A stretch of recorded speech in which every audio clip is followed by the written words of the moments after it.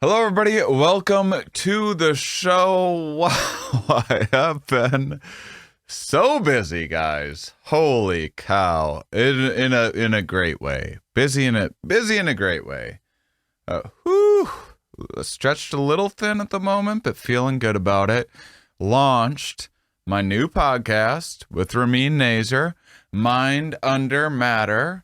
And so excited about it. I mean, not only are we doing that, but we're doing a whole separate Patreon series, Mind Under Art, where we talk about his art on there. So it's just been a lot to get into. But within that, the good news is for you guys, I've been learning a lot. It's a big part of why I have this kind of new studio set up here. We're working on kind of revamping various things from audio, video to editing aspects, and ramping up the Patreon for my personal Patreon for Here We Are. Within that, I'm going to start doing a Here I Am podcast when I reach the first goal, which we're almost there, which is basically getting this podcast paid for. We're almost there on Patreon. And if you go whatever time you're listening to this, you can see how far along we are. And then I'll start releasing that show once we have all of the editing expenses taken care of for Here We Are. And so it's just a way of I like blabbing a lot in the intros and outros. It's a way of me just really getting into some of my views on things and going off on some rants and stuff. And so doing that, also added from my 111 city tour, there was only one recording ever made of it. It was for bits and pieces were shown. It was like some of the nicer stand-up footage in the documentary Psychonautics. That recording I put on Patreon. I was always planning to make that show a special. There were a number of various hurdles, and I was going back and forth with a few things and basically kind of wanting to move on to other projects. But I was still planning on making it a special, but COVID happened, plans change, and it's kind of cool. I realized it's kind of a cool thing just to have out there in the world as sort of a bootleg. So if you go to Patreon, 97-minute special, not special, it's just a one-camera shoot. There wasn't, we didn't have the whole setup and everything else. Was never planning on releasing it. We were just going to take a few clips out for the documentary, but now you can watch the whole thing. 97 minutes of my favorite show that I've ever put together, available on Patreon right now. So check out the Shane Mauss Patreon, and so many things going on, guys. So it won't, although there's been a few delays as we've been putting the massive amounts of things together and adding so much and animation and all these crazy things we're doing for Mind Under Matter. So you can go to mindunderpod.com and check out all of what we have going on over there. At the time I'm recording this, we have episodes 0, 1, and 2 released, as well as 3 other episodes on Patreon. And so just lots to check out there. But anyway, we're starting to get things under control. I think by May we're going to be a pretty smooth running operation, but been adding so many things and doing like the group hangs on my Patreon and stuff like that. So appreciate the support. It's actually, I'm so happy that I took the chance and made this show Patreon only, stopped doing ads. I'm just liking it so much more. I like building the community. I like being experimental and having a kind of a behind a paywall place for things that I'm, playing around with or just offering as exclusives and bonuses and stuff. Like the recording from my tour, I wouldn't just put that on YouTube or anything like that, because who knows, maybe I will still make it a special one day. But to be able to release to super fans like you guys, it's pretty fun that I've been able to do that and get a bunch of cool feedback from you guys. So check that out and enjoy today's episode. Are we? Yes. Where are we? Here. Why are we here? Not entirely clear. We are misfits thrust into existence by random chance, with no hints at all as to how we're supposed to make sense of it all. It's immensely bizarre. Here we are. Hello, everybody, and welcome to the Here We Are podcast. Today, I am joined by Dr. Heather Sedges, Associate Professor of Family and Consumer Science, is joining me. Heather, thank you for joining me today. Hey, it's a pleasure. Thanks a lot for having me. And could you give the listeners a little bit of a background? We're going to be talking about, you study, we kind of went back and forth a little bit because you talk a lot about childhood stress, and then you talk about farmer stress as well. We love the subject of stress generally on this show. We find ourselves talking about it quite a bit. It's a huge, ripe field that's never ending. And so I was looking at it this morning and I was like, maybe we should focus on one of these. Let's talk about the farm stuff. But why don't we give the listeners just a general sense of who you are and your background? All right. Well, cheesy mom joke warning. Don't stress about what we're gonna talk about because we don't want that happening. So I'm Heather. I went all the way through school at the University of Tennessee, got my bachelor's, master's, and PhD here. They told me not to do that I would never get a job and I would never work at the University of Tennessee. But I don't listen very well. And so here I am with a job at UT. You've just refused to leave. They simply cannot get rid of you. Oh, I'm dug in like a tick at this point. I love the University of Tennessee. I love where we're going and what we're doing and how we're doing it. I've been about 7 years in my position right now. And it's been a real thrill. My background, I started out wanting to be a teacher, and then I went into the classroom setting and realized I was exhausted all of the time and that I didn't have the stamina to be a teacher. So way to go, teachers. So I ended up going back to grad school, and I just kept following all of the questions and curiosities that I had.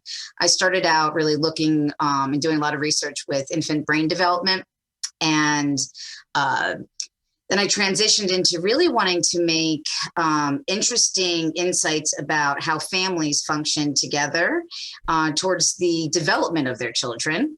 And then in my last semester in grad school, I had a major existential crisis that I realized I didn't want to just teach in the college setting. I wanted to actually make change out in communities. So that's when I pivoted a little bit and really sought after a career where I could work in community settings.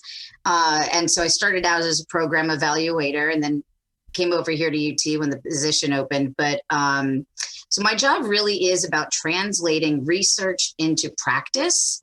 And so what that means is that I get to come up with really fun and interesting ideas like programming, parenting, family relationships, how we can transform communities to support healthy families and children's development. So my ultimate goal, I always say, is I just want to help as many people as possible. And so that's transitioned from where I started to where I am now. Awesome. And so you're a part of the One Health initiative. That's how we were put together. We have listeners have heard past guest Nina Pfefferman on a few times, and Deb Miller back in November. And can you? And so I'm starting to kind of helping coordinate, I believe, in what they're doing, which is many of the things that you seem aligned with as well. I'm up for especially. I mean, I launched this podcast with the intention of getting good information out there to the public, and in the hopes that in whatever small way makes the world a better place to live in. And the One Health Initiative seems like a really ambitious and interesting organization that is looking at kind of an interdisciplinary approach to saving the planet, basically. Can you talk a little bit about the One Health Initiative?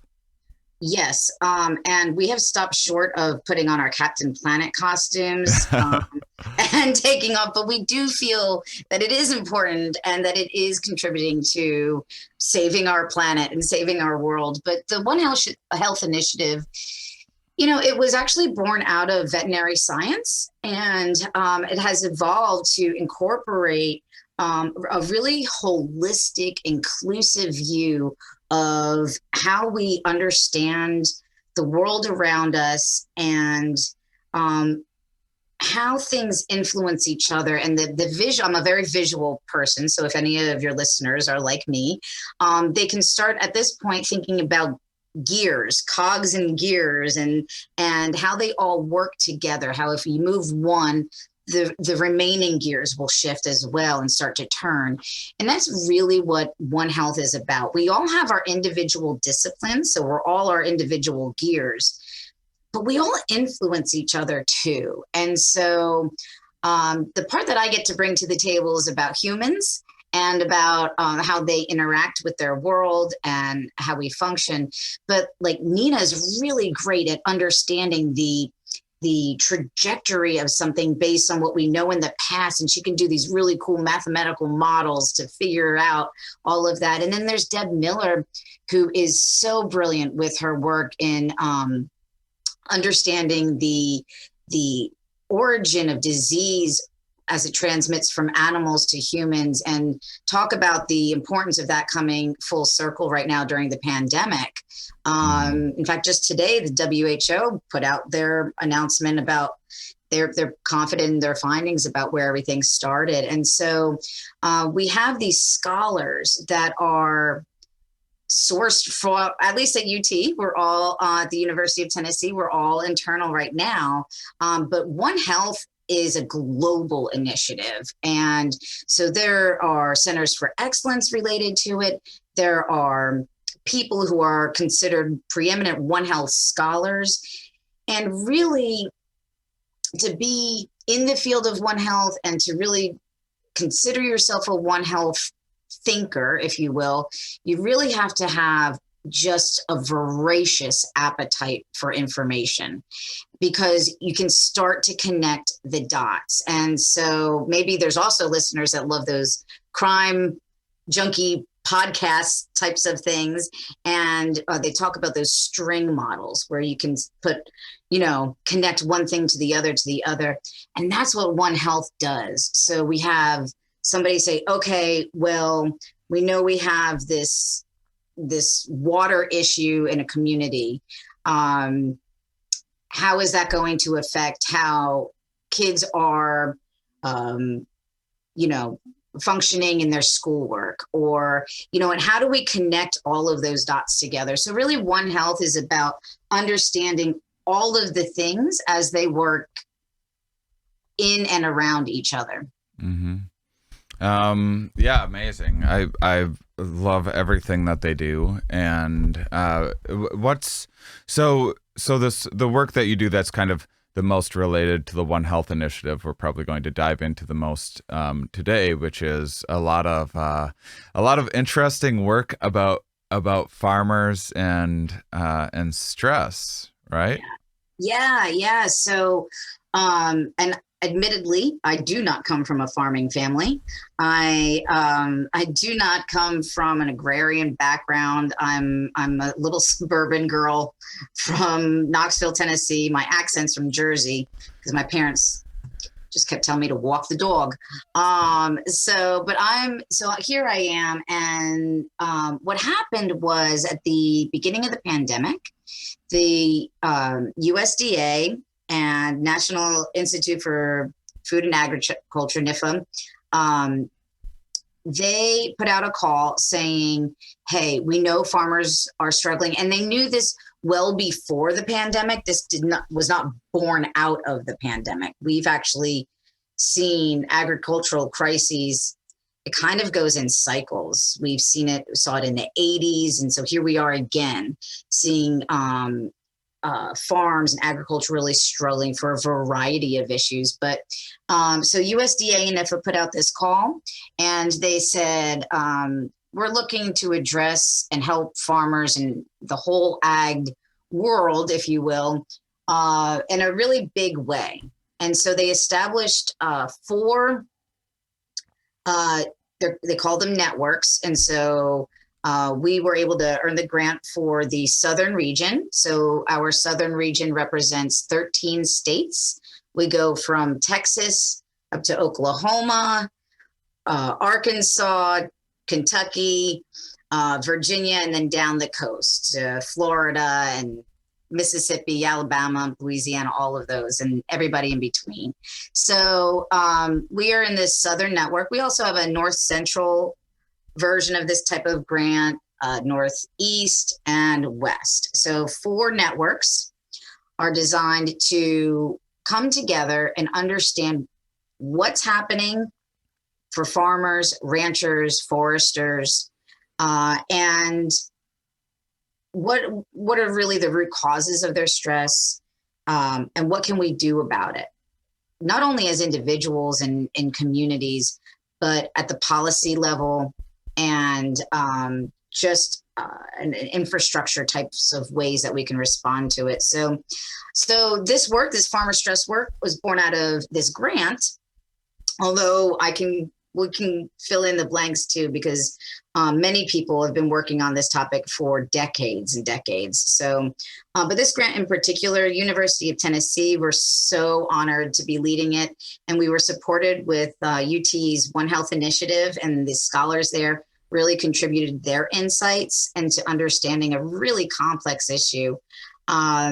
So we've got some money over the next couple of years to really address the needs of farmers in our farming communities. And when I say farmers, by the way, Shane, I'm also talking about ranchers and foresters and all of it together, but I tend to just say farmers. So I was just looking at this paper, the Agrarian Imperative, and that you sent me, and I think it's kind of really up the listener's alley a little bit, because we talk quite a bit about evolution and the evolution of humankind and everything before. I'm sure probably a higher percentage of my listeners have read or know about the book *Sapiens*, that came out recently and got all of the buzz. So there's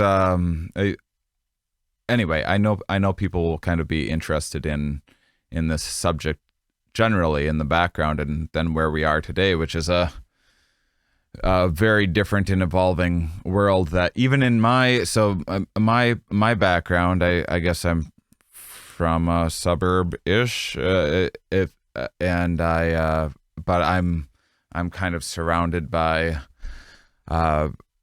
in a little city of La Crosse, Wisconsin, where I grew up, was maybe 50,000 people when school was in or something like that. And then it's 2.5 hours to like Madison or Milwaukee or Minneapolis. And in between those areas, it's like nothing but farmland.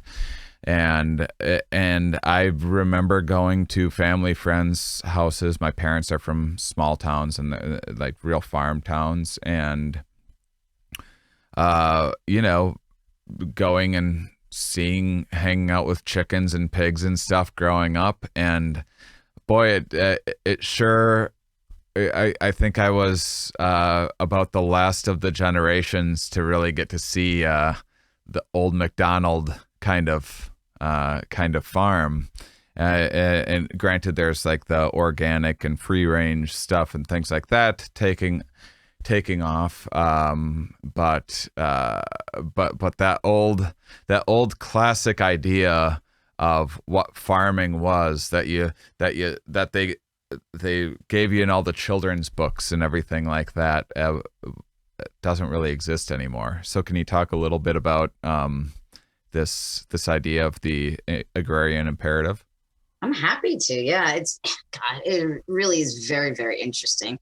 So this construct, the agrarian imperative, was put out there by Dr. Michael Rossman, and this is about 11 years old. It came out in 2010, and it's this notion that farmers, it tries to explain why people engage in agriculture. Like, what are the rudimentary, evolutionary, psychological catalysts that make farming or creating or claiming territory as your own, or like what makes that such like an imperative for us? Basically, why is that so important to us as humans, that we do enjoy watching things grow and develop? And it goes along with the idea about domesticating animals and cultivating things. Why do we like to create? This is all, he talks a lot about this. Like, what are the rudimentary aspects of this? And what's interesting is that he took this idea about this evolutionary idea that we are hunters and gatherers, and we, in order to be protective of our clans and our groups of people, that we staked out our land and we defined our territory. But along with that, he talks about how those very notions have then been passed down.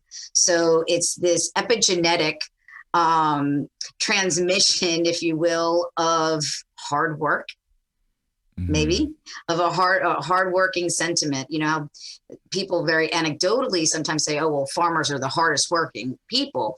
Well, this agrarian imperative kind of says, well, yeah, in fact, they are. And here are the reasons why.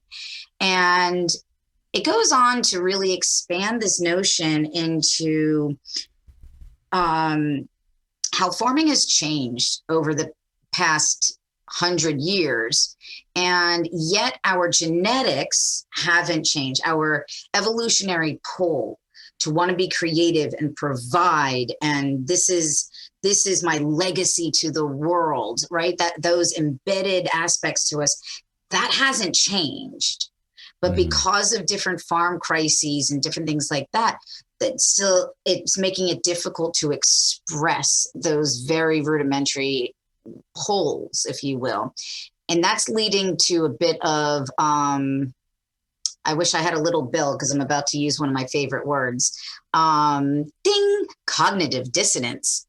It really leads to this dissonance between how farmers and producers feel very deeply their obligation to provide and sustain our society. And when they're unable to do that, whether it's financial factors, whether political ennui, whatever you might think it is, and it's maybe all of those factors, it really creates this dissonance, this very difficult ability to rationalize and justify some of the more difficult decisions that have to be made on a farm to maintain sustainability. Yeah, so you have hunter gatherers, you have these neat human species starts taking off everywhere and cooperating more and forming larger and larger tribes potentially, and some start migrating elsewhere in the world. And it kind of seemed like there was, from a zoomed out perspective, abundance everywhere you looked. Granted, you'd have to find it. I'm sure there was a lot of rough days and and weathering plenty of storms and having to fast and sprinting over after something that was much faster than you for 6 hours in the sun to wear it down and not easy, but we had my guest from 𝕊𝕙𝕒𝕚 on recently that talks a bit about a lot of species. You can kind of predict how territorial they are based on their tooth shape, because they can because if they're eating vegetation, there's no need to be territorial. Vegetation's everywhere. If you're eating fruit or if you're a carnivore or whatever, that potentially you might need to be a little more territorial. And so there is this old notion of like, well, and then you'd run into another band. So that's where this other like this in and out group behavior came from, or we possibly drove the Neanderthals into extinction. Who knows what happened there exactly? And it's usually the in and out group stuff is kind of framed going back like that, but there's also, when agriculture came around, all of a sudden you were able to accrue all of this wealth, and now all of a sudden that looked a lot more appealing. Now you had something that was worth guarding. All of your belongings weren't just like in whatever little hut or carried with you each day. And perhaps it's then that made us become a little more territorial and everything, and so then along the way, maybe like all of our drives, we have like the external and the extrinsic and intrinsic rewards for things, and so along the way you develop the sense of pride that it's not just like, look at how many ears of corn I had. This is why, Shane, people get obsessed with their lawns. Yeah, exactly. Exactly. And that sort of thing. I'm really curious what people will say years from now about our tooth structure. Like, these people obviously had to fight for the rotisserie chicken in the deli counter area. Like, what does that look like? Yeah, we won't need teeth in a few generations. Yeah, we're better off, really. Don't like the dentist? No problem. You just have gums now and straws that are biodegradable, of course. And, oh man, if anybody hasn't tried sustainable straw options out there, they need to. They're great. So this sense of pride that comes along, that has been built through the generations, and land has been passed on, and this isn't just go into your 9 to 5, clock in, clock out, and you get your paycheck and whatever. That's just this thing that you get through the day to put food on the table. This is your everything. This is your property. This is your inheritance. This is what you're passing on. It's not just your everything. It's everyone else's everything too. When you are the one protecting and producing the sustenance for your group. So it's not just, and then it's not just your family that's going to suffer if you aren't able to make something grow. It's an entire group of people. So it's like this larger existential sense of responsibility. And I know that might sound like it's really reaching, but this is what farmers are reporting that they're feeling like. They're feeling like they're not just letting themselves down or their families down, but society down. And I don't know about you, but that seems that's heavy. Right? Yeah. I mean, even just at the start of COVID, of all of us that are so detached from that world and can't possibly put ourselves in the mindset of what it's like to be a farmer. And I mean, a couple of farm visits as a child doesn't make me an expert in any way, but we see on the news all of this milk being poured down the drains and everything else. And And I'm sure that's the same. I just watched this movie, Dark Water, recently. That was about the Teflon in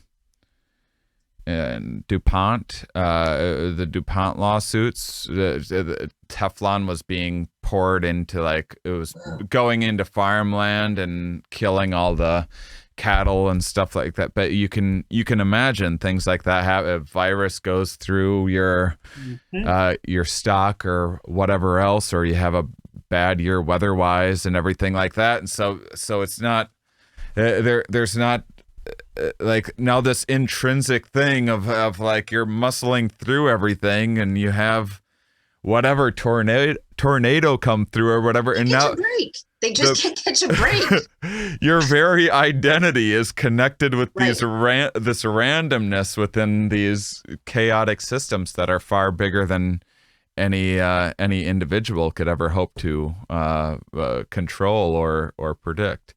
And that's only becoming more and more prevalent as the way of old MacDonald is kind of becoming a thing of the past. You know, you mentioned something just a minute ago about it's not the 9 to 5, and you're so right. Farming and producing in these agricultural settings it's 24/7, because so what happens then is they're always on. They don't get to call in sick, right? Mm-hmm. Who's going to take care of their operation if they want to go to, a Caribbean vacation for a month? That doesn't happen. That's not like a thing for farmers, right? They don't get to take prolonged excursions, especially because you probably had kids to have farm hands, so now you can't.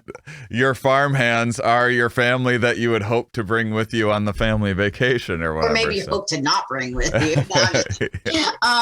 But like it's just so it's 24/7. So like for some of us, like I feel very lucky. Now my brain doesn't stop, so I'm always thinking of fun work projects to do because I really enjoy what I do.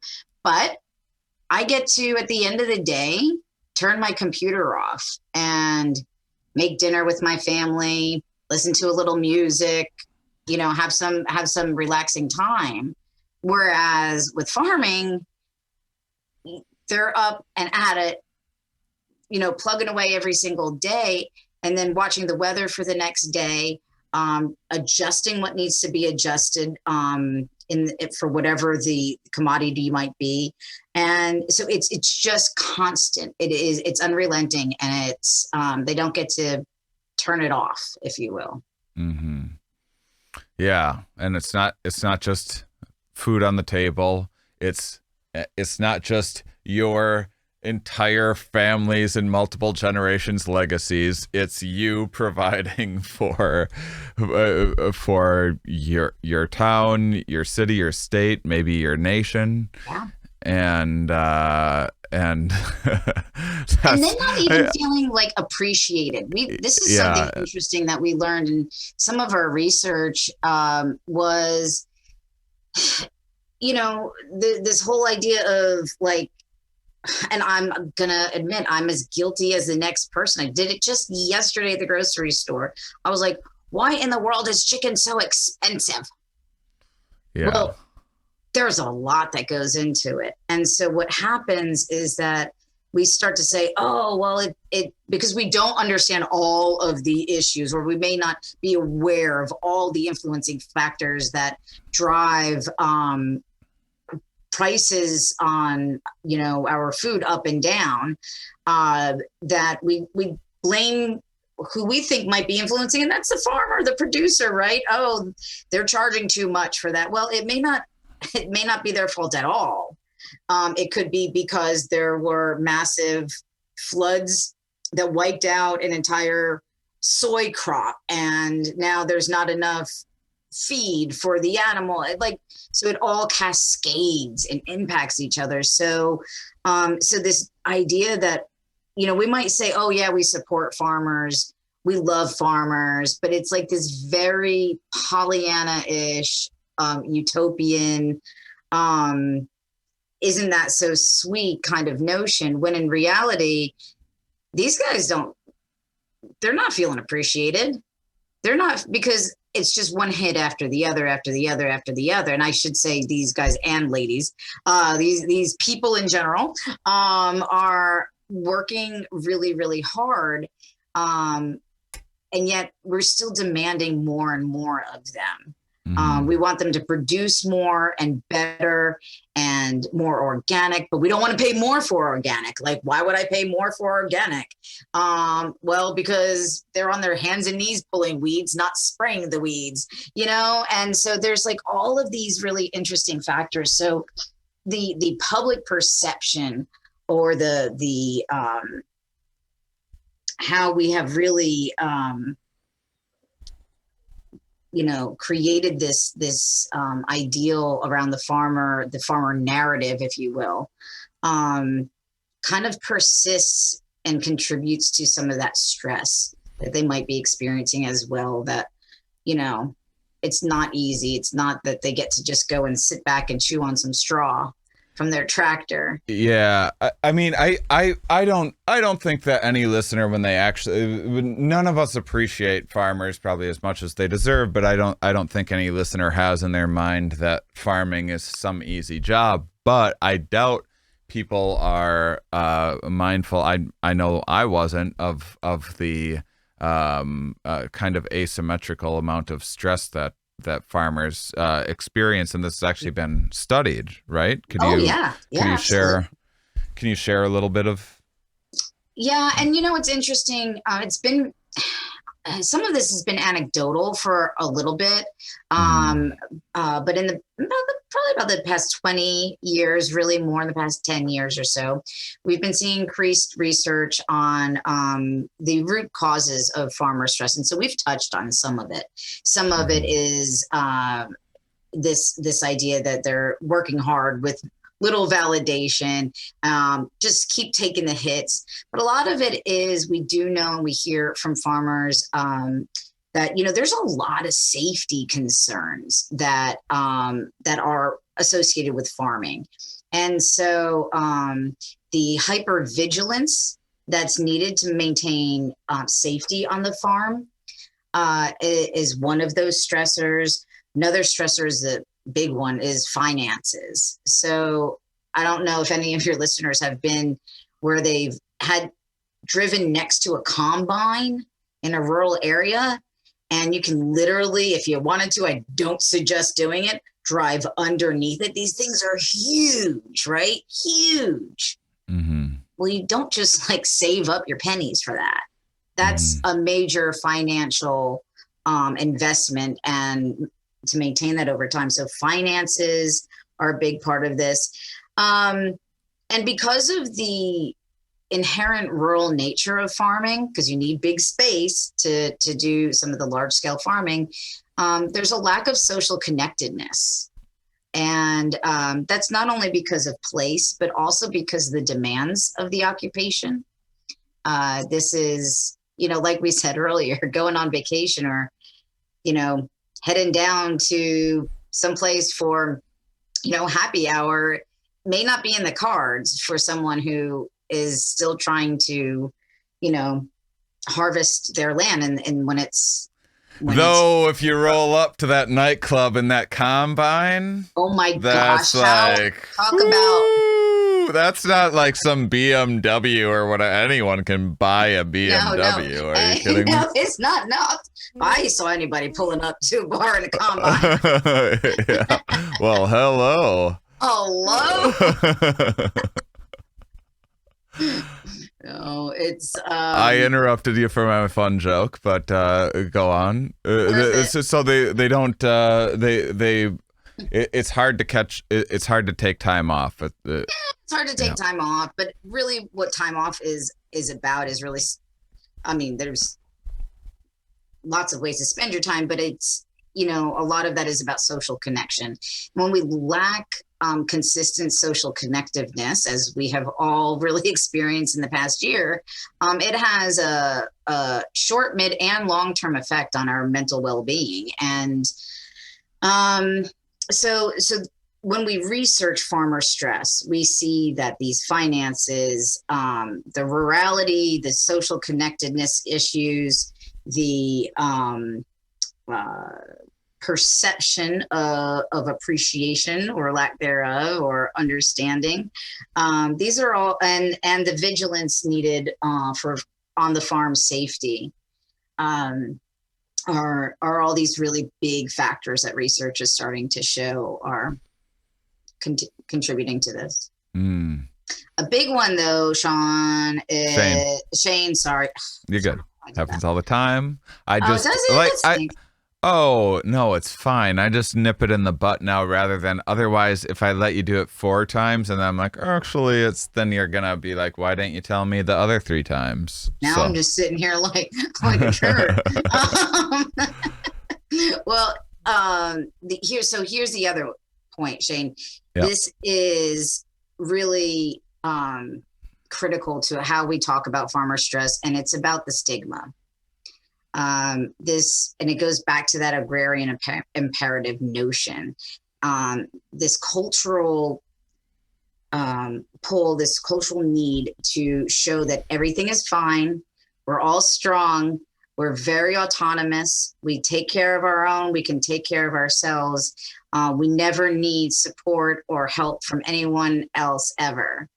That is extremely detrimental and incredibly isolating, just in and of itself, because we do need each other. And so for this group of individuals in particular that are really mired in the notion of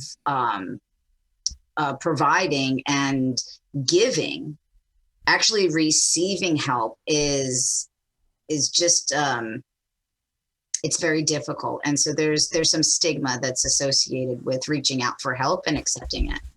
So what are the, because I just saw little bits of there's some kind of high, is this kind of maybe more toward the anecdotal side, but there's potentially higher suicide rates associated with having to kind of give up the farm, feeling like you've let down, past generations and your family and that sort of. I can say anecdotally the kind of like old McDonald farm that I used to visit no longer was eventually sold. It had been gone through generations, and I know both of him and his wife were, I think, under a tremendous amount of stress and eventually had to get into other lines of work and everything else. I also know I have like a old friend from high school that oddly enough would have never expected it from him or his personality, like got into like making organic soap or something like that, and just got sucked into it. Like he didn't have like a big hippie beard like me or anything. He wasn't like someone you'd expect to, but he just got way into organic, like making his own stuff, and it wasn't like his upbringing or anything like that. And he now owns, I think, a pretty successful farm doing,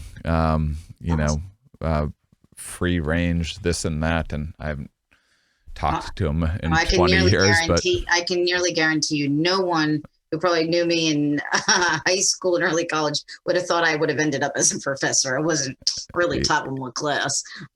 So we all end up in weird ways and in different places in life. But so I'm glad to hear that he's followed, his interests and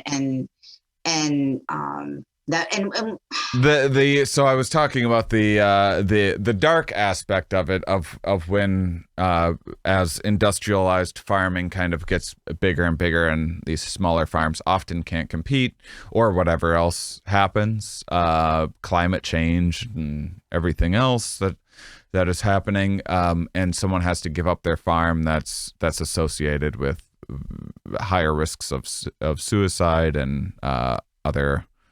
So you said it might be anecdotal. it's not completely anecdotal. We do know, based on some very hard evidence, that the rate of suicide amongst male farmers is actually about twice that of their non-farming counterparts. So we're talking age, ethnicity, graded comparisons here. The difficulty in getting some real numbers on farmer suicides is because in so many states, they might track self-harm or completed suicides, or they might actually track that kind of vital statistic. But there's so many times that they don't ask what was that person's profession, and they don't keep track of that in reportable ways. So that is one area that we're really looking to hope to influence and to change, is that we can start to understand a little bit more, looking at some of the data over time. The reality is that Caucasian middle-aged men are at greatest risk of completing suicides than any other group. That is that middle-aged white male. That's where we see the highest incidences. And so I don't know anybody who doesn't think of specifically that description when they think of farming. Now, there's lots of other groups who farm. There's lots of other,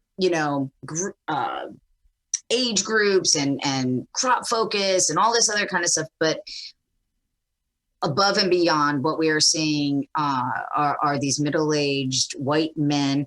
And what's particularly challenging, what adds a whole nother layer on, is that some of them are military veterans.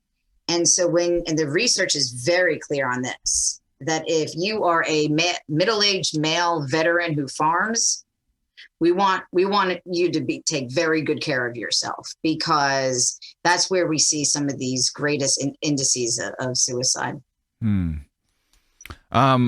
So what about the policy side of things?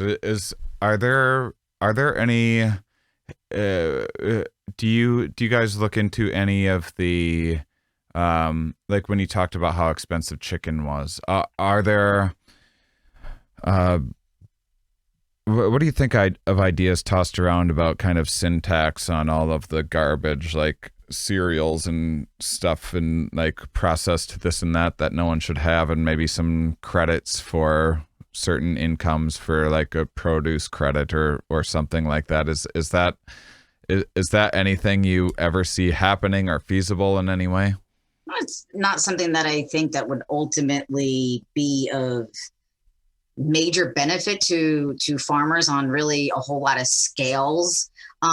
So like just bringing, like letting that trickle down to farmers, there's just so much political milieu that goes into all of that, I think the ultimate effect wouldn't really be on helping farmers or producers, because there's lots of other ways to do that. And I don't know. I try to stay away from, I try to be fairly apolitical when it comes to policy work, and just really focus on helping as many people as possible. But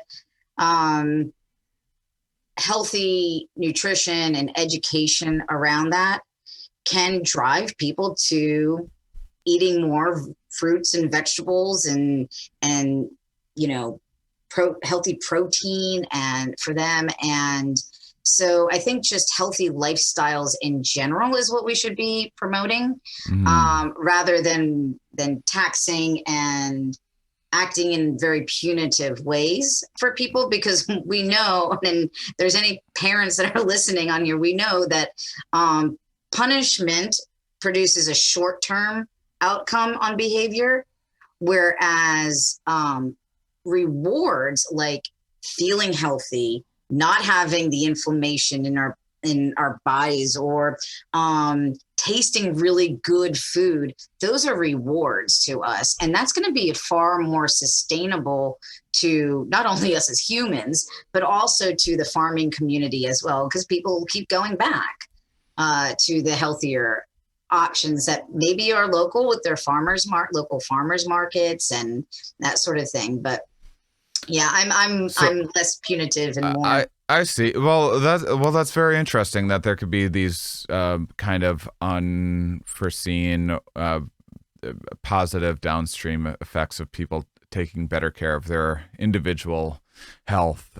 Speaking of Herman Poncer, who I had, he just wrote this book called Burn that was all about the evolution of human metabolism, and he's been a guest a few times and really terrific. But he shared a study that was talking about they took the exact same food, they put people in like these however they did the study in this hyperbolic kind of way. They controlled exactly what people were eating, and they gave them the exact same food in two ways. They gave the control group food just unprocessed, and then they gave the experimental group the exact same food but processed, and the experimental group gained weight, the control group lost weight in that. That's interesting. Yeah. And so that's something that could I think that's something that I see going in the right direction. I think people are being more and more mindful of their personal health, and kind of I think like my parents' generation, when Coca-Cola was like this new treat that you got once in a while or whatever, was, it started pretty innocently, innocent-ishly, and then it just, as we were able to afford more, and it became abundant. I think that we're just still kind of suffering some of those consequences of abundance, and having more and more of ease of processed stuff, and quick and easy and convenient. Well, and I think about people in rural communities a lot day to day, and worked for a number of years in some very remote areas in West Tennessee that were food deserts, and food access really impacts the types of food we can have and we can eat and what's affordable to us. So in some of these communities that we were working in, the source of their food that was accessible to them was at the local Dollar General. And they were, so what's there, right? Mm-hmm. What's accessible there. And so we can put different things into place, but unless people have access to options that they can, use to contribute to a healthy lifestyle, it's difficult. But you were just talking about Coca-Cola, and I'm going to get us off track for a second. I might be aging myself, but do you remember clear Coca-Cola? I thought it was clear Pepsi. Oh, was it clear Pepsi? Yeah, it was clear Pepsi. I thought we were having like a Berenstein Bears kind of parallel universe, what reality are we in situation, but it was Crystal Pepsi. That's what it was. That's right. See, look at what Pepsi. Marketing does over time. How it's really pulled me back over onto the. That's right, Crystal. It wasn't. I'm gonna be bold. I'm gonna say something. I didn't like it. I didn't think it was good. But it was hyper processed. Wow. I know. Well, you probably just got me in a lot of trouble with both Pepsi and my listeners, because people have a real fondness for Crystal Pepsi. But I'll let you share your. They do. Well, then maybe I can pull people back. I really did like this Slimer Ecto Cooler. Okay. So. Well. Right. Again, you're losing me a little bit, but all right, to each their own.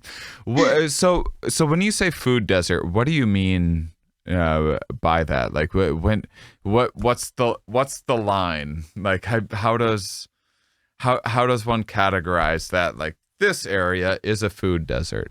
Yeah, so there are some very specific criteria that people a lot smarter than me actually know about. But when you're driving for 45 minutes to an hour, sometimes an hour and a half, just to get to someplace to get enough ingredients to make a single meal on your own, I would consider that a food desert. These are the same places that have very high concentrations of fast food restaurants. So, there are these, there's not an abundance of options. You see, their food options are coming from maybe the local convenience store, things like that. Now, what about I'm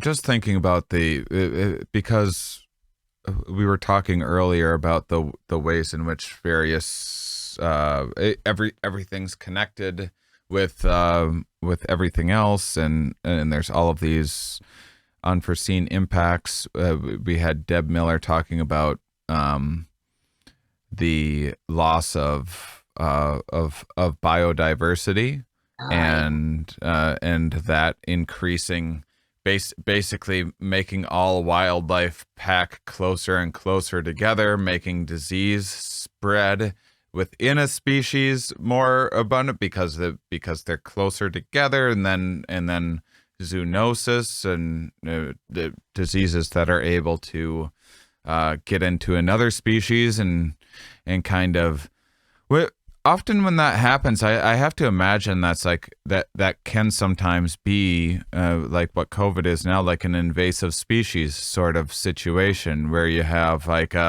you might have a giant Asian hornet that in its native area, the bees have evolved along through however many thousands of generations, this nice balanced evolutionarily stable system of evolutionary arms race. And now when the hornet comes into the hive, the bees have adapted to swarm it and smother it, and sometimes the hornet wins, and a lot of times the bees win. So this giant Asian hornet it's just a part of life where it is, but then all of a sudden it comes over in a container ship and goes into the shores in Washington and gets out, and none of the bees are equipped to, they haven't evolved to learn this strategy to deal with this new thing, and they're kind of left defenseless. And this can happen from a disease standpoint with all of the global travel, with all of the modern zoonosis happening.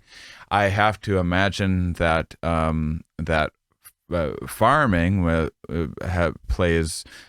has always, my understanding is farming has always kind of played a part in modern human relationships, host virus kind of evolutionary arms race, but I would think that industrial farming is catalyzing this in many instances. Yeah, I think could. I think it's easy. I think, honestly, I think a lot of us want to have a something that we can point to and say, it's that's the problem right over there. And if we just didn't have that, then it'd be fine. So we could just change that and fix anything. That's not the case with just about anything in life, but it's really not the case here. I don't think we can villainize large scale farming. Yeah. Because if we want to keep the costs affordable, right? Producing, we do need that. And we do need to, of course, think about it in very sustainable ways and do all of that. But I think when we talk about how one thing leads to another and affects each other, specifically from like a One Health standpoint, really understanding all of the factors that go into producing, and it's not just on the farm setting. These are, forestry as well. I mean, think about the turnaround of that industry. That's a long-term industry, right? You can't just make one little tree in a short amount of time. And so it's, I caution people about just picking one thing and saying, that's where the problem is. That's where we need to change it. So think about it. If we wanted to villainize large scale farming, let's take it out. Well, then where's our food coming from? Right. Yeah. I mean, I'm not so much talking about, like, there's all these really compelling documentaries that we can watch, and we can get super bad at Monsanto and picture like someone twirling their mustache and as they're plotting taking over the world. And I actually have a fake mustache that I have to wear sometimes, just do you to twist be in it? some meetings. Yeah, and you should. It's a whole thing. That's smart. Yeah, that's good. Yeah, well, yeah, they give it to you when you graduate. You have to like. Perfect. But there, I guess I'm just thinking about, much like the loss, we kind of started this conversation by saying, or within the beginning of the conversation, we mentioned the mismatch with our, from our ancestors and the kind of environment that they were in, the kind of environment we were built for, and the kind of environment we are in now, and things are just changing really quickly, and industrialized farming is fairly new, just like the internet's new. I think the internet's fantastic, but we're still, awkwardly sorting out various like regulatory mechanisms and what the best way to manage it is. And same with, things like there's lots of conversation going on with social media platforms or cryptocurrency, and anything that's kind of new and revolutionizing things. There's going to be some adjusting, and it's going to have some effects that we don't see, and we're going to have to kind of like reassess what as culture and communities and stuff we might want. And I think people do get a little upset when they see like it just from a consumer advocate point of view. If I'm going to spend a little extra money for a free range chicken, I'm thinking like, okay, this chicken's like out and not corralled in some area, but the standard of that is like you need a 10 by 10 space outside of your thing that the chicken might not ever see because it's too packed in with all of the other chickens. And I at least want to know, like, like, sure, have the bargain. I'll still buy the bargain bin stuff when I'm on a budget or whatever else. But when I actually do want to buy the thing that's organic, quote unquote, or the thing that's quote unquote free range, I actually want it to be the thing that I'm purchasing. And I think a lot of people do, and I think that there is a demand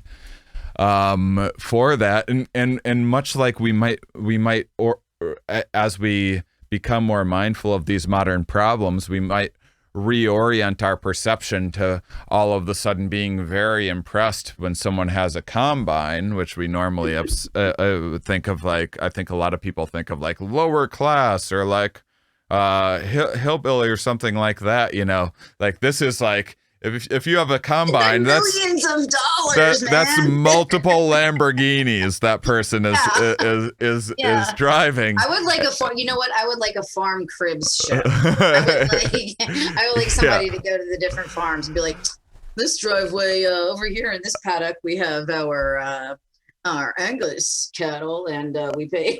These are really expensive things. Yeah, so I mean, I guess I'm just I'm talking about like having an informed society where we can use democracy to help shape what we not necessarily making some. Believe me, I am 1 year of COVID. I am plenty sick and tired of listening to like conspiracy theorists and this idea of like evil geniuses plotting against us or whatever, but I do think people would like to have a little more say in the things that they're consuming. Certainly.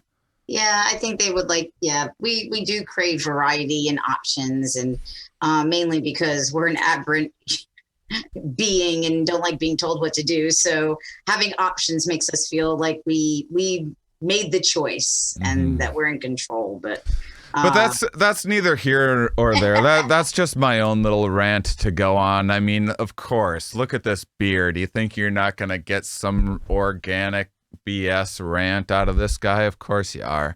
Well, let's focus. Farm stress. What's the situation? What can we do about farms? Is this a matter of education, of providing resources? I'll kind of go back to what I said earlier about, I don't think that we can point our finger at one thing. Yeah. And it's the same thing here. There's a multitude of reasons, and it's both individualistic in its nature, but collective in its manifestation and how we are talking about it. And so what I mean by that is we feel this stress, and individuals that are experiencing stress are feeling it in their lives. But here we are as a group and as a society trying to respond to it as for a whole group of people. So I don't think that we can just take a one, there's not one answer here. We have to come up with lots of different ways. And so the first one that we're doing, at least in our Southern network right now, is we're doing some SWOT analyses, trying to figure out what the strengths and weaknesses and those opportunities and threats, what's going on in the South in particular, around farmer stress. What are the resources? Are they accessible? How are they being used? Are they culturally relevant? Just all of these factors that, like, so that we can understand if there are resources. If the answer is yes, there's plenty of resources out there, then the next thing we can start to try to unpack is, well, then why aren't the resources being utilized? Or are they being utilized? And maybe they are, but they're not effective. So let's change that. So there's a lot of steps and a lot of pieces in this puzzle. So we're starting out right now in the Southern region, really focusing on just canvassing the Southern states to try to figure out what is going on. Why are our agricultural producers under, and reporting increased levels of stress, and why are we seeing higher rates of completed suicides amongst this group? So really the initial stages are really just trying to learn, which to somebody like me, I love learning, but I get really frustrated because I'm like, okay, let's go and let's run ahead and fix it, right? Let's just fix it. And I think we have to be careful, and we have to make sure that we have a strong understanding so that we can fix it well while mitigating the unintended consequences that are always there, and addressing it in a really long-term fashion. And so in order to do that, we've got to educate people. We've got to start talking about it. I think, as a side note, I've gotten back into watching Melrose Place from way back when, and I've noticed just how much things have changed over time. And one of the biggest things I've noticed is how they talk about mental health. There would not be a show on today that would talk the same way about mental health as old Mel's did back in the day, right? And so we've evolved in how we talk about mental health and emotional well-being over the past 20, 25 years. And that's what we're looking to do with this very work right now. We're looking to have a long-term conversation. Agriculture is huge. Think about one of those huge combines. You are not going to turn it on a dime. You have to shift it a little bit at a time.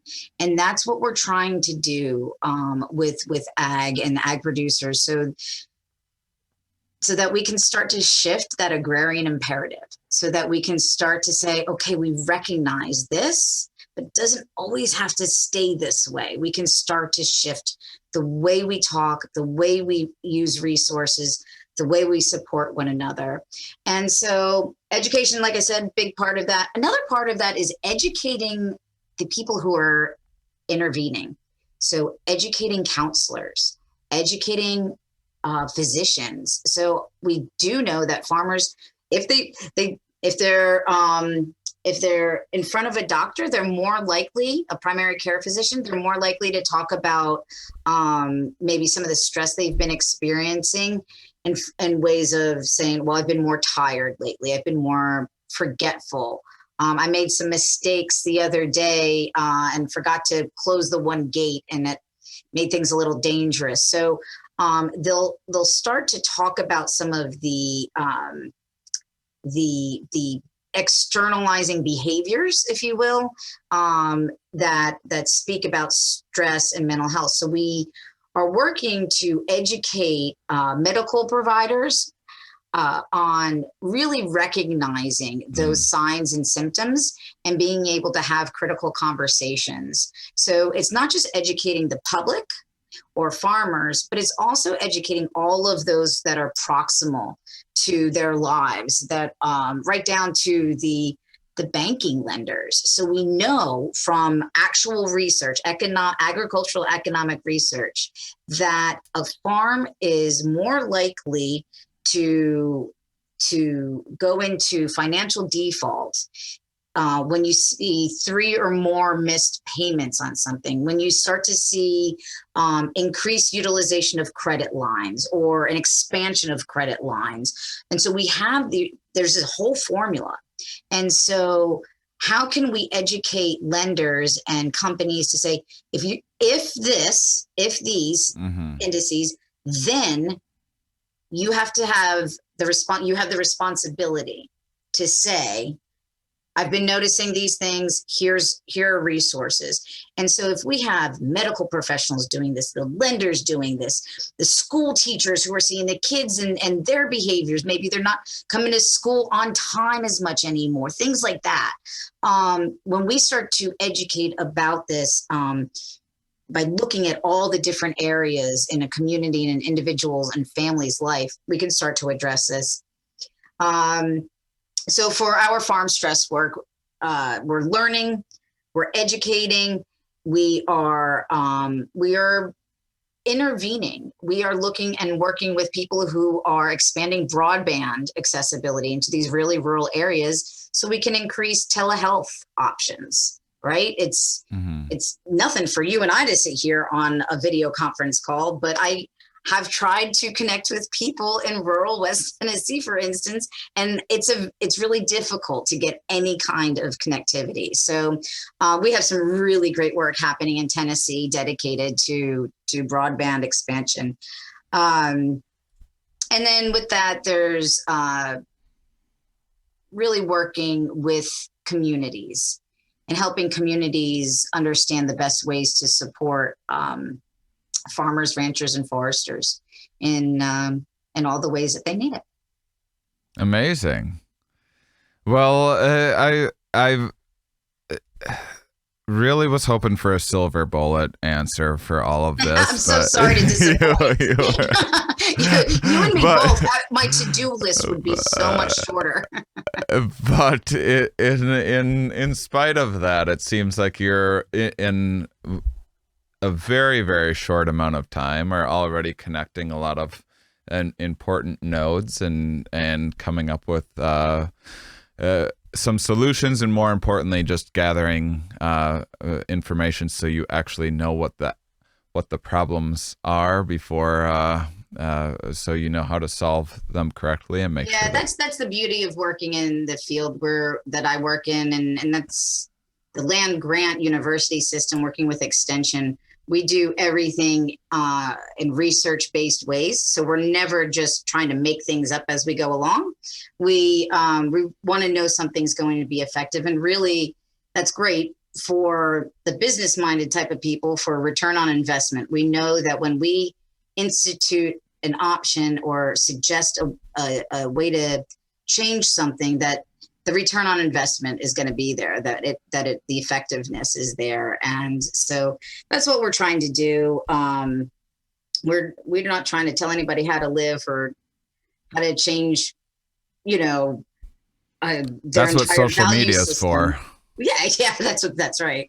But we are trying to help people live their best lives, and whatever way that means for them. So, last little thing. This is I'm going to probably ask you to be wildly speculating, and maybe you'll be getting out of your comfort zone a little bit here. But what about all of us that aren't farmers, but we come from, which is most of us, we come from this long line of, I mean, yes, our hunter-gatherer roots are still there, and we're just a huge part of our evolutionary history, and agriculture is much newer, but it's been very, very impactful. And you're kind of mentioning epigenetics and everything else, but we are now in a place where we've gone from, I mean, how many people were farmers 100, 200 years ago? Lots of people. A good part of the population, and this could go along with a kind of bring this up in terms of the Industrial Revolution as well, where it's still that same mindset of like toughing it out and working as hard as possible and there was so much pride attached to that it's, I think that there's this modern problem where thought work is underappreciated, because it's so much easier to see a result, to see that tangible, like, I made 5 of these parts for an engine today, or whatever, is easier to see than like, I'm tinkering with this idea for a better engine. It's not quite there yet, and most of my best work is, I spend a lot of time doing like clicking things, copying, pasting, getting back to emails, just like, I sometimes risk running myself down doing stuff that like you can kind of see happening. Much of my best work is just sitting and thinking, just taking a break, sitting and like, I might be kicked up in a hammock. That's the most productive I'm being that day. I think what we're looking to do here is to brand thought work. We need a marketing campaign around the importance of internal processes. Yeah. It's the same notion though. I do a lot of work in talking about socio-emotional intelligence, and how it's really difficult to show somebody that you've made a lot of change with a group in their emotions, and because they get along better maybe.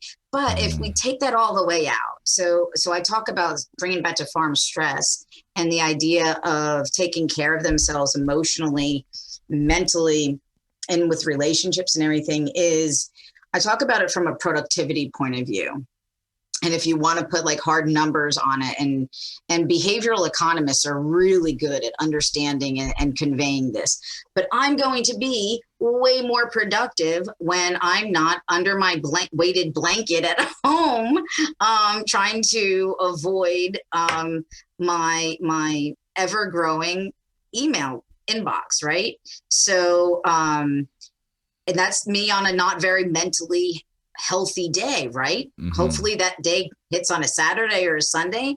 But if it happens on a Tuesday that's really busy, I may call in sick to work. And so I'm not being productive in my field. And it's the same thing here, that what we're talking about.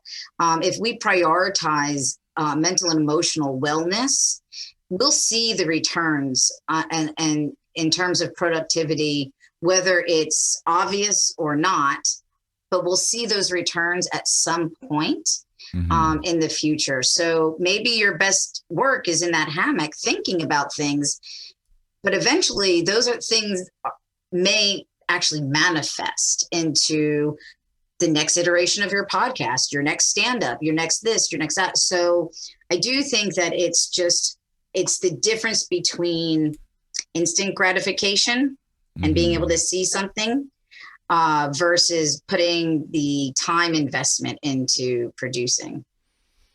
What about the problem of, as we talk about mental health, as we talk about kind of lowering stress, as we talk about these kind of preventative things, it's so difficult to get people to appreciate the not getting COVID or not being depressed. You know, I know from someone that's had a lot of depression issues.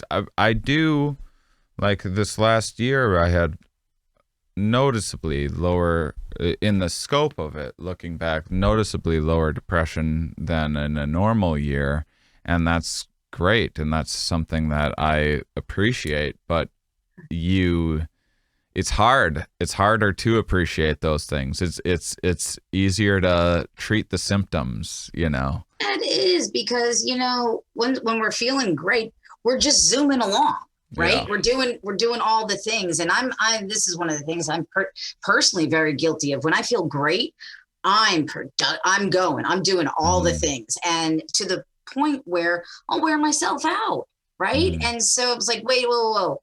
So maybe I need to actually value downtime. Maybe I need to value not having 800 plates spinning, because I'll actually be able to run a longer race rather than just, you know, be so short-sighted. But it's, the value of not feeling a certain way or not having that, especially if it's not a common experience. Like, and I think that's one of the issues with COVID is, like, COVID's not a common experience, was not a common experience until a year ago. Right. And so we didn't know what having it or not having it would feel like. And now that, you know, there's so many people that unfortunately have felt it, you know, what it's like to have it, or how it's affected their families or loved ones in their communities. It's just a different feeling of that whole, it's like pain avoidance, right? Like, unless we know how painful something is, we may not actually avoid it. And that's probably about the same thing here. Yeah, you gotta touch the burner to know to not touch the burner. So do you have any, as we're wrapping up, I want listeners to check out onehealthinitiative.com and have a look at, Heather, if people want to take a look at some of your work, where should they go? Ooh, they should go to, let's see here, ag.tennessee. Let's see. Shane, I might have to edit this. I'm sorry. That's okay. And then do you have any other, like, call to action type stuff?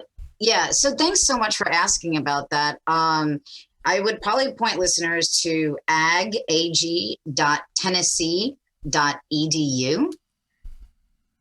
And you spell Tennessee with two N's and two S's and two E's on the end, I always say. But so ag.tennessee.edu.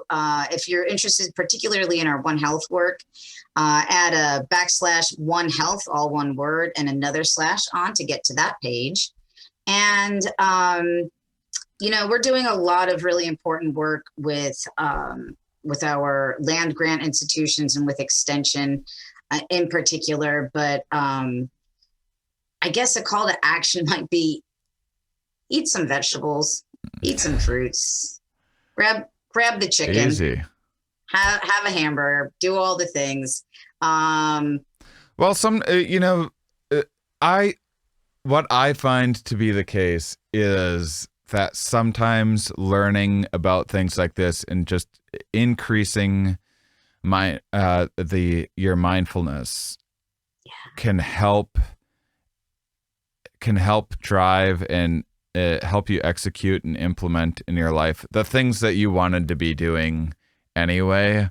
And because it's one thing to intellectually know something, it's another to kind of feel it in your core and integrate it into who you are. And sometimes it just takes the right number of connections before it's like, okay, all right, for the farmers, I'll eat vegetables. So what we're hoping is that this is a tipping point for people. Yes, exactly. I'll do it for the farmers this time. All right, I don't want to, but give me that broccoli.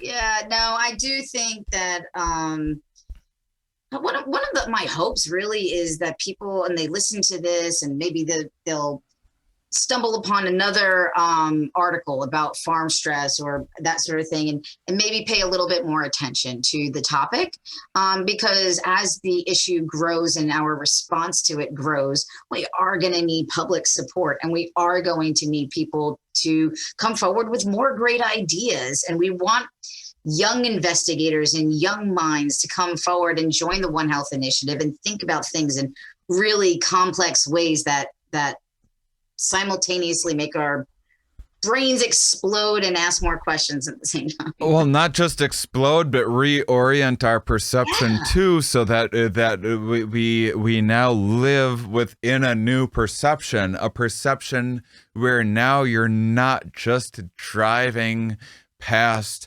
mind-numbing flat farmland through the Midwest for hours. Now you're like, oh damn, look at that combine over there.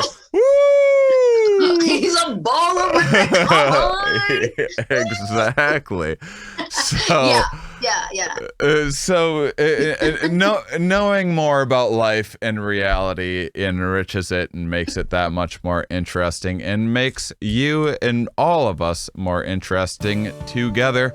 So thank you, Heather Sedges, for joining the Here We Are podcast. I appreciate having you. Thank you, Shane. I appreciated being here with you. And thank you, listeners, for being such wonderful, curious people. We'll talk with you more next week. Thank you for watching, everybody. Next week, we're going to be talking about learning difficulties and reframing Maslow's hierarchy of needs, and kind of a looser one, real jokey and fun and goofier. It was definitely a goofier episode in a good way, but it was a goofier episode than normal. Just sometimes I'm in a more peculiar mood, and so we have more laughs than usual. Maybe slightly less science than usual next week, but a really fun episode. Regardless, if you can support on Patreon, cool. If you can't, there's lots of free ways to support the artists you like. For example, write a review of your favorite podcasts. That helps iTunes algorithms know what to put out to people.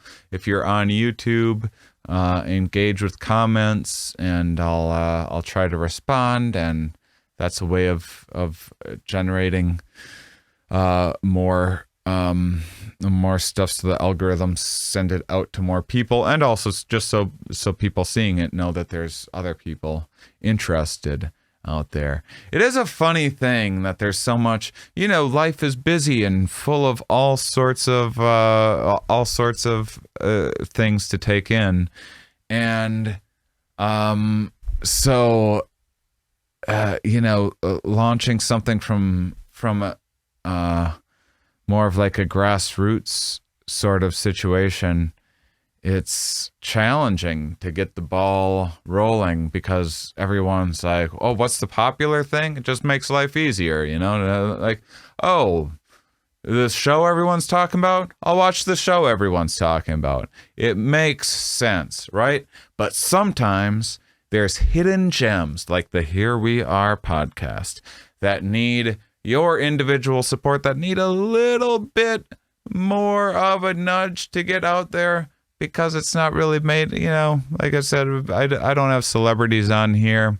It's not, we're not talking about the same, music or sports or whatever, like the stuff that just everyone in the world is into. We're talking about weird science about farm stress that you're never going to hear anywhere else, but damn, it's so interesting. Aren't you glad that you get to learn about this weird stuff that, like, it adds to your conscious perception and piecing together the world and getting to learn so much about the various different pieces of the world being put together, rather than just the same stuff that everyone's into. Unless, of course, this becomes wildly popular and everyone's liking it, then you should also like it too, because you should only like popular things. All right. With that, I do want to say once again, if you're on Patreon, make sure and keep an eye out for the posts that I make for the group hangs.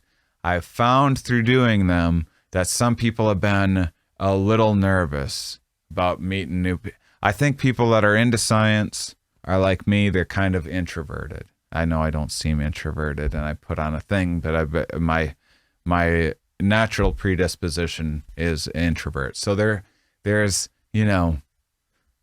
more introverts probably that are fans on here than a lot of your average podcasts. So please either don't be shy or be shy and come anyway, because I appreciate your support on Patreon too, but I would love for you to be a part of the community and get the benefit of it too, because it's been fun hanging out with people. So check that out. Join a game night. Join a group overshare where we all blab too much about what's going on and skip all the small talk and just get into the meat of what life is all about and have fun philosophical conversations and get to blow off some steam and talk about the great things that we have going on in our lives as well. So it's just been super cool, in my opinion, and we've been getting a lot of good feedback. So check it out if you like. But otherwise, leave a review for this show, share it, tell a friend, whatever. There's a million free ways you can help spread the word about my little science show. All right, you guys are awesome. Thank you.